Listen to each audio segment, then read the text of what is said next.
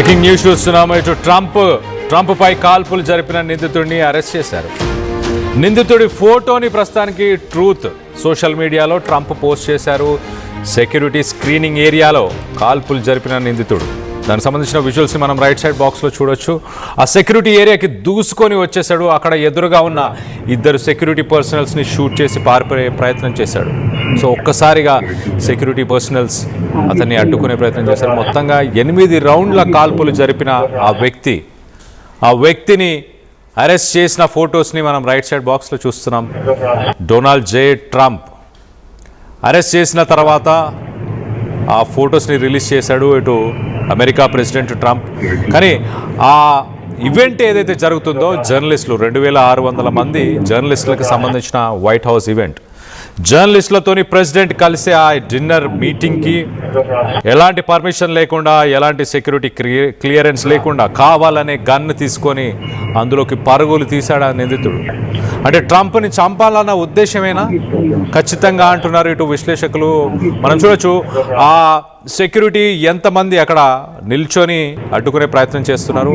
వచ్చి రాగానే ఆ సెక్యూరిటీనే ఫస్ట్ షూట్ చేశాడు. ఆ సెక్యూరిటీ కింద పడిపోయే ప్రయత్నం చేస్తూ మొత్తానికైతే మళ్ళీ తన వెపన్స్ని తీసుకొని ఆ నిందితుడిని పట్టుకునే ప్రయత్నం చేశారు.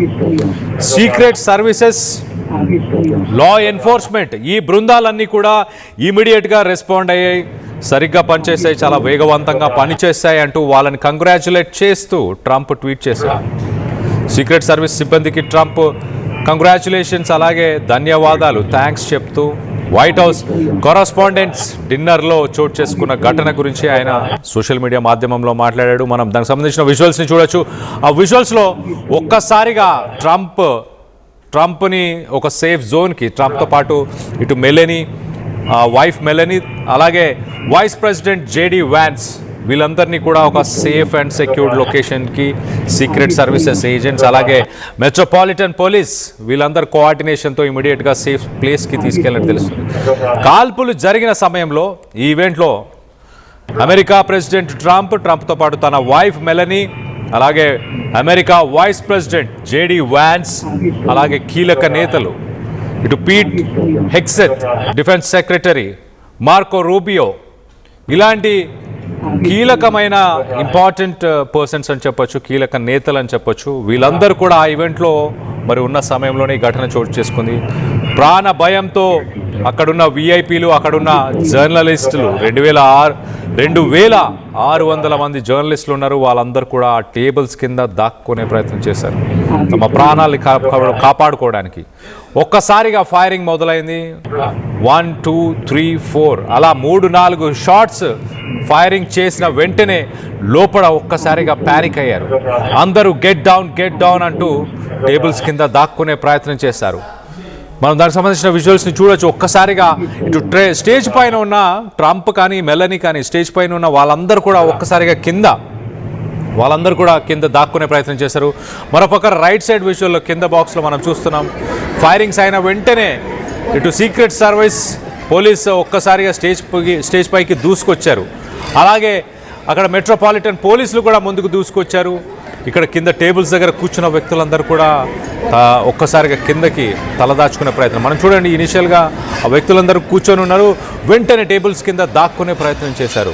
అంటే ఒక సూపర్ పవర్ లాంటి అమెరికా ప్రెసిడెంట్ని అటాక్ చేయడానికి ప్రయత్నించిన ఆ దుండగుడు ఎవరు ఏంటి అనే డీటెయిల్స్ ఇప్పుడైతే బయటికి రాలేదు. కానీ ట్రంప్ సురక్షితంగా, ట్రంప్తో పాటు JD Vance, Trump wife Melanie వీరందరూ కూడా సేఫ్గా ఉన్నారు, సేఫ్ ప్లేస్కి ట్రాన్స్ఫర్ అయ్యారు అంటూ సీక్రెట్ సర్వీసెస్ కూడా ఒక స్టేట్మెంట్ ఇచ్చింది.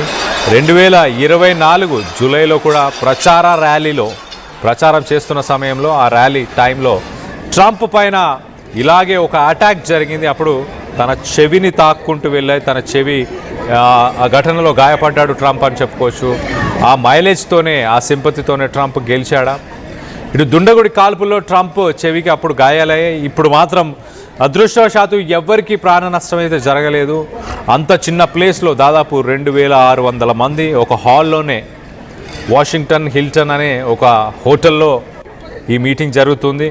ఆ హోటల్లో ఒక కన్ఫైన్డ్ ప్లేస్లో దాడి జరిగినా కూడా 8 రౌండ్స్ షాట్స్ ఫైరింగ్ అయినా కూడా అదృష్టవశాత్తు ఎవరికి ఏమీ అవ్వలేదు అంటూ చెప్పుకొస్తున్నారు. దీనికి సంబంధించిన విజువల్స్ని మనం చూస్తున్నాము. సెక్యూరిటీ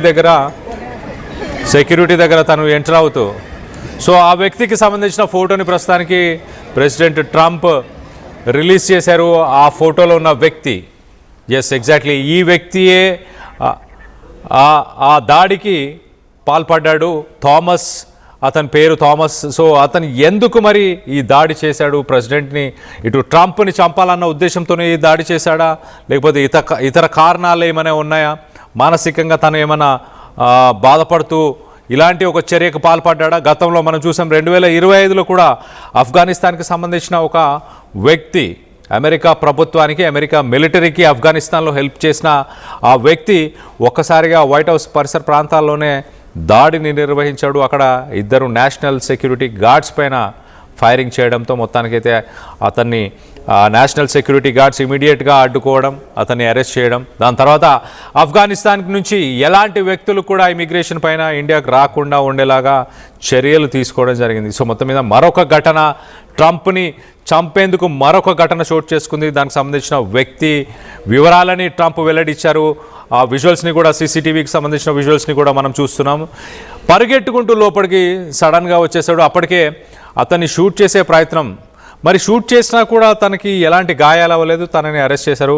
తను పూర్తిగా ఒక బుల్లెట్ ప్రూఫ్ జాకెట్ ఏమైనా వేసుకొని లోపలికి వచ్చి దాడి చేసే ప్రయత్నం చేశాడు. తన దగ్గర ఒక సీరియస్ వెపన్ ఉంది, ఒక చాలా హైలీ సొఫిస్టికేటెడ్ వెపన్, ఒక టెక్నికల్ వెపన్ ఉంది. ఆ వెపన్ చూసి కూడా భయపడ్డామంటూ కొంతమంది ఇంటర్నేషనల్ మీడియాకి సంబంధించిన జర్నలిస్టులు, ఓనర్స్ వాళ్ళందరూ కూడా కొన్ని పోస్టులలో వాళ్ళు చెప్పుకొచ్చే ప్రయత్నం చేస్తారు. మొత్తం మీద ట్రంప్కి అపాయం తప్పిపోయింది.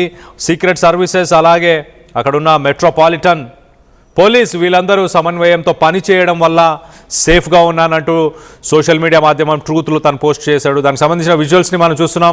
అక్కడ చాలామంది జర్నలిస్టులు కానీ మిగతా వ్యక్తులు పరుగులు తీస్తున్న విజువల్స్ని మనం చూస్తున్నాం. వాళ్ళందరూ కూడా భయభ్రాంతులకు గురై పరుగులు తీస్తున్న ఇమేజెస్ని మనం చూస్తున్నాం. మరోపక్కన ట్రంప్ స్పెషల్ సెక్యూరిటీ సర్వీసెస్, అంటే ప్రెసిడెంట్కి ఏదైతే special security, secret security services ఉంటుందో ఆ సీక్రెట్ సెక్యూరిటీ సర్వీసెస్, అలాగే మిలిటరీ, అలాగే ఆయనకు సంబంధించిన మెట్రోపాలిటన్ పోలీస్ వీరందరూ కూడా పరుగులు తీస్తున్న విజువల్స్ని మనం చూస్తున్నాం.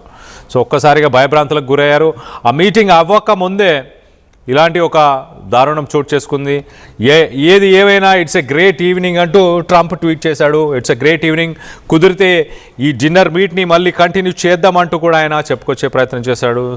సో మొత్తం మీద ఒక్కసారి ఆ విజువల్స్ని లెఫ్ట్ సైడ్ బాక్స్లో మనం విజువల్స్ని చూస్తున్నాం. అలా ఎంటర్ అయిన ఆ వ్యక్తి సెక్యూరిటీ పర్సన్స్ని దాటుకొని వెళ్ళే ప్రయత్నం చేశారు.